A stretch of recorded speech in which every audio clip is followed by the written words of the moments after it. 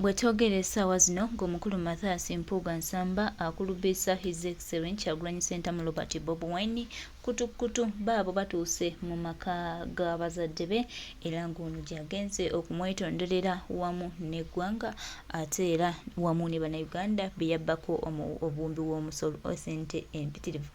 Tuwongera obajjukiza n'okubategeeza nti Kyagulanyi Ssentamu Robert Bobi Wine His Excellence munnange abadde tajja kugamba nti nno agenda fukamira omukulu Mathias Mpuga Nsamba era kibadde tebagenda kisuubira. Kakati bo kye baakoze anyway kirabanga naye nga kirungi nnyo mukwano gwange nnyongera okujjukiza nti omukulu Mathias Mpuga Nsamba atutte His Excellence Kyagulanyi Ssentamu Robert Bobi Wine ewakaawe ne yeetonda era olwamaze okwetonda ensonga ne bazigonjoola bwe batyo n'aleka ekifo. abadde yeeyita Katonda ng'alowooza nti ensi tejja mukwatako anti abantu bano abalowooza nti bamaanyi tuba tulina obagamba nti nedda amaanyi gammwe ge mugamba tegaliiyo, amaanyi tegaliiyo. Baganda bange mikwano gyange twongera obajjukiza n'okubategeeza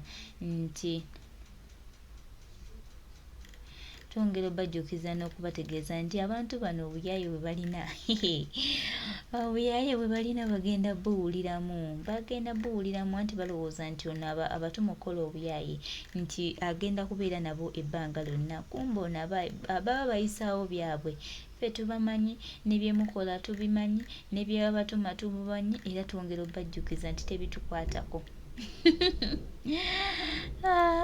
Ne bannange enguzi yafuuka enguzi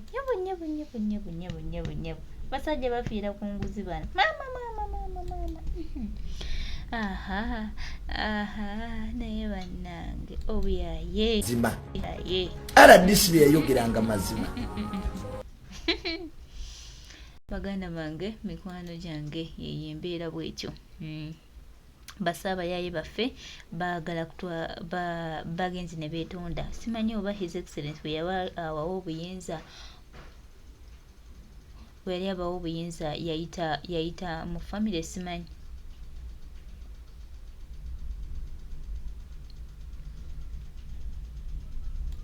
Ekyo Era yayogeranga n'evideo si bituufu. Lwaki temwamututte mu kkooti ne mumugulako omusango gwa defamation? Naye temuyinza kuwummuza muntu ku mulimo bukubanga ayogedde amazima ate nga mmwe mwennyini mugamba abakulembeze balwanise enguzi. Gavumenti yennyini yetugamba tulwanise enguzi, bwe twogera ku bali b'enguzi nga mutugoba. Kati who is fooling who? Okyegedde ekintu ekyo nze nandinenyeza RDC Anderson Bulola singa bye yabadde ayogera tabi naye omusajja agamba ayina evidence era yabisomaawo engeri gye beegabidde omusimbi mu paalamenti awo. Kyekyamazima ddala bannayuganda bangi si basanyufu n'engeri paalamenti gyekolamu emirimu gyayo naddala ku bintu bya ssente ez'Abannayuganda. Jjukirawo ku paalamenti ssente ezikozesebwa za muyi wa musolo, kaabe sipiika kaabe deputy sipiika kaabe kiraaka, temuyinaawo ssente zammwe, ssente za muyi wa musolo. Public eyina okumanya, we entitled to know ssente muzikozesa mutya. Kati RDC Anderson Bulola yewe ofisi y'obwa RDC yagireseewo n'agamba tajja kukyusa byayogedde era yaganye okwetondera sipiika, yageye tajja kwetondera Anita Amongi. Bwe kiba kyetaagisa okulekawo ofisi y'obwa RDC yagireseewo kwaba badde bamugamba mbu yeetondere sipiika n'abagamba mwetondere kuki ku mazima. Oyinza okwetondera omuntu kubanga by'omwogedde ku mazima. RDC Anderson Bulola kyabuuza nti bwe mbaga nayo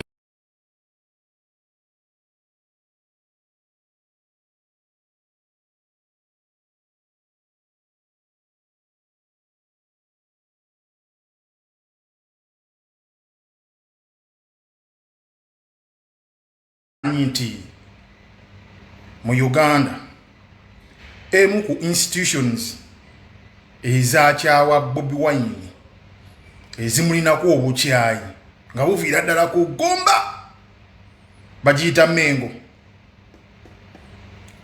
Omanyi bwe twogera bagamba tubavuma ka statement njiddemu.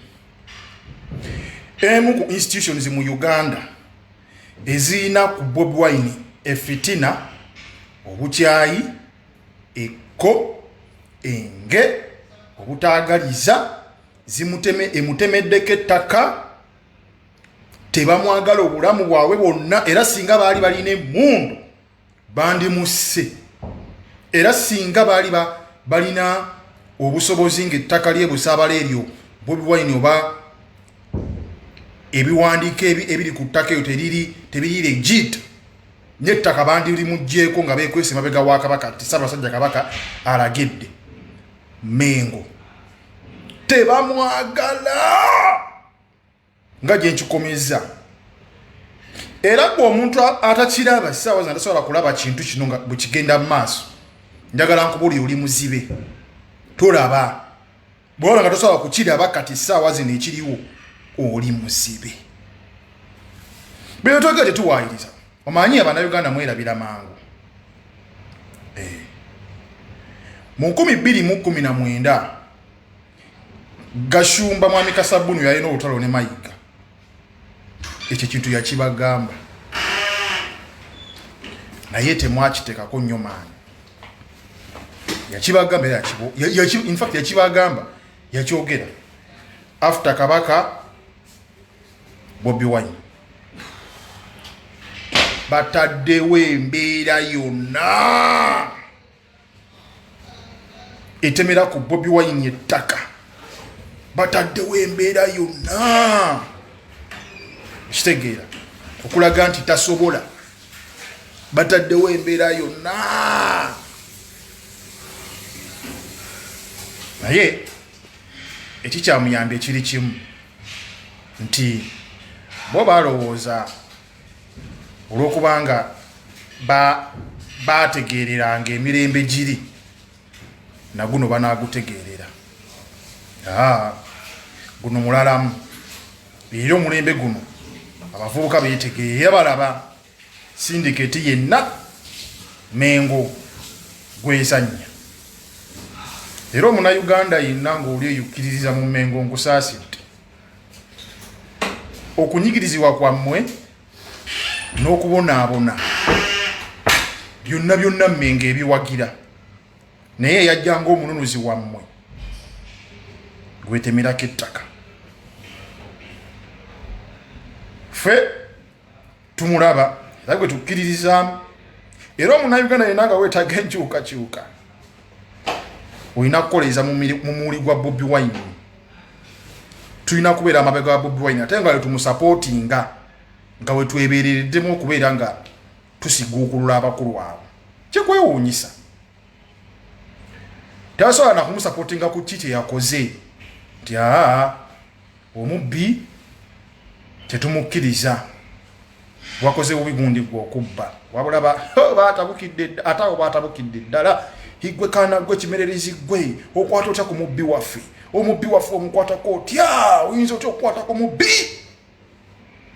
Naye ng'ali eyo njagala ombuulire eriyo omubbi gwe bakwata obulungi gwe wali omulabyewa wakalaba mubbi ki gwe bakutte nga bamuweeweeta ne bamwebaza bannange wabbye enkoko ku kyalo bannaawe oli mubbi mulungi nnyo gwe oli mubbi obba bulungi nnyo gwe bannange ono omubbi yeetagana kutwalira mu benzi oluvannyuma lw'okubba gwe mubbi ki ku kyalo ewammwe gwe mwamulaye nga mumukutte bulungi. Munnange Mengo baagala omubbi waabwe tumukwate bulungi. Kitegeera ekintu ekyo. N'olw'ensonga eyo Mengo teyagalangako ku Bobi Wine ate nkibabuulira tebali mwagala. Teyagalangako ku Bobi Wine ate tebali mwagala. Bwe tuyogera bino manyi tebaagala mazima. Bwe tukoona ku mazima tukoonera ddala wali. nga bagala tubavuma y'ensonga lwaki olaba twakutta omubbi etugamba omubbi alizayininga era bo bakitapusemu bulala nga bwe tubayisaamu amaaso tumanyire ebimererezi bali kalediyo kabaka ka CBS ko basinziira okubeera nga bavunza ekimererezi tetulina magezi basiyazi bavuma kabaka bavuma Katikkiro naye ekimererezi kiremeddeko kigamba naye munaatuyiteyo byonna okitegeera tetwagala kutunnyonnyola twagala kimu ssente nakulizayininga kitegeera ekintu ekyo naye nga mbeebaza nnyo mwenna abasobodde okukyalirako kino ekisajja kyokka radio ka CBS kyebayita Kimwamadi Nsereko basebuliba kyakoze posti nga kyefuula ekyagala ennyo Bobi Wine ku peegi yake ya Facebook nganganga kubifa eddokolo abakyadde ku peegi yakyo bannaye mwakoze bulungi mwongere mukole bwe mutyo tebamwagala just baagala okulaga nti tebamwagala era mugende maaso n'okubasomera mubalangire nga temubavumye manyi tebagala mazima mubalangire mugende ka radio ka CBS online buli wapostinga mubalangire mubasomere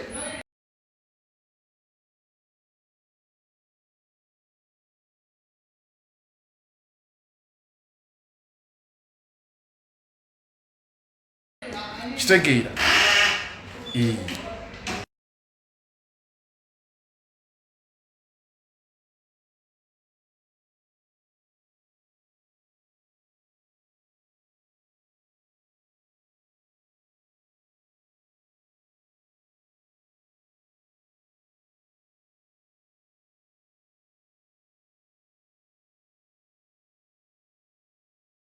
nti kirabika okuwanga Mpuga ye kabaka wa Buganda nga tubadde tetukimanyi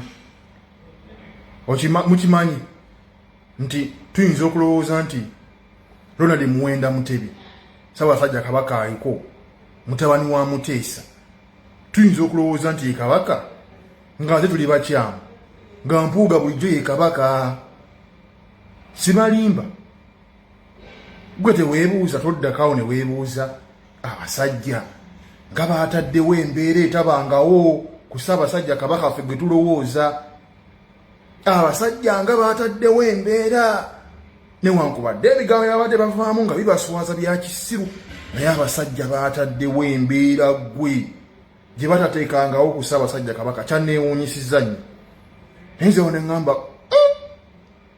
Mpuga yandibeera nga ye kabaka nga tetumanyi sikulimba okitegeera Katikkiro CBS kaleno kaledio ka CBS BBS simanyi akina abapokino akina abakungu simanyi ab'ebitiibwa Katoliki chachi abasajja baayiriddewo Mpuga omubiri kyebatakola ku Ssaabasajja Kabaka kafe gutulowooza nti kabaka wa Buganda bamuyiriddewo omubiri newankubadde kyabalidde baayokeza ne baswala baasirika kati bwe baataddewo ono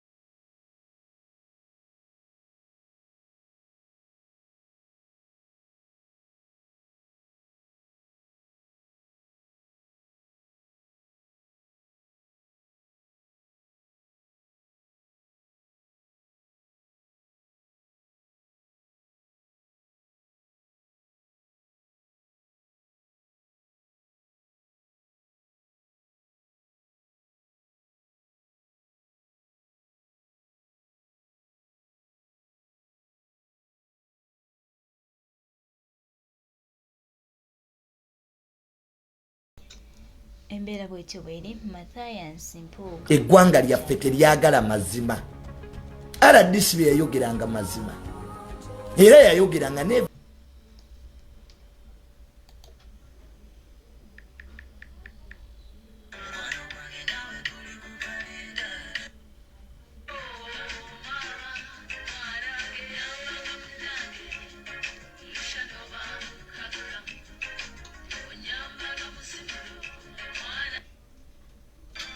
evidence azina ng'alaga butya parliament sente z'omuyi w'omusolo bwe zibbiddwa bwe zikwatiddwa obubi n'ebino tebyasanyusa sipiika wa parliament. So omwana wange ngenda mutuma Anderson Bulola. Anderson Bulola RDC ndi mabegago oyina ekintu kye wa demonstrating amazima gawedde mu ggwanga lino. Omusajja waaba ayina evidence nga ne byayogerako abimanyi, lwaki temumuleka n'ayogera?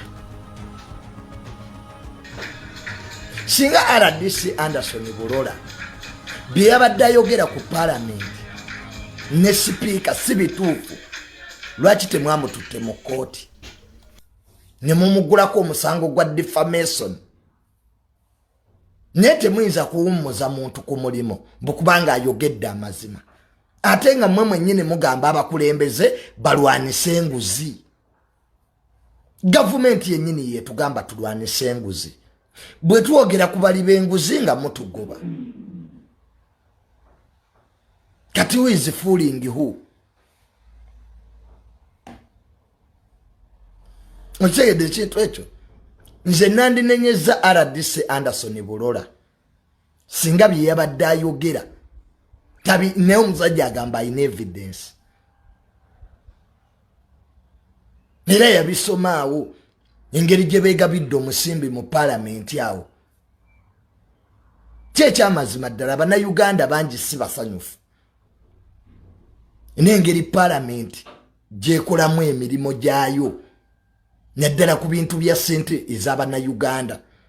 Jjukirawo ku parliament sente ezikozesebwa za muyi wa musolo, kabe sipiika kabe deputy speaker kabe kiraka, temuyinaawo sente zammwe, sente za muyi wa musolo. Public eyina okumanya, we entitled to know sente muzikozesa mutya. Kati RDC Anderson Bulola ye woofiisi y'obwa RDC yagireseewo n'agamba tajja kukyusa byayogedde, era yaganye okwetondera sipiika, yageye tajja kwetondera Anita Amongi. Bwe kiba kyetaagisa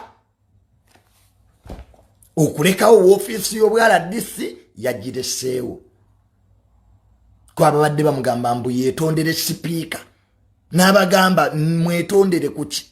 Ku mazima. Oyinza okwetondera omuntu kubanga by'omwogedde ku mazima. RDC Anderson Bulola kyabuuza nti bwe mbaga ennayo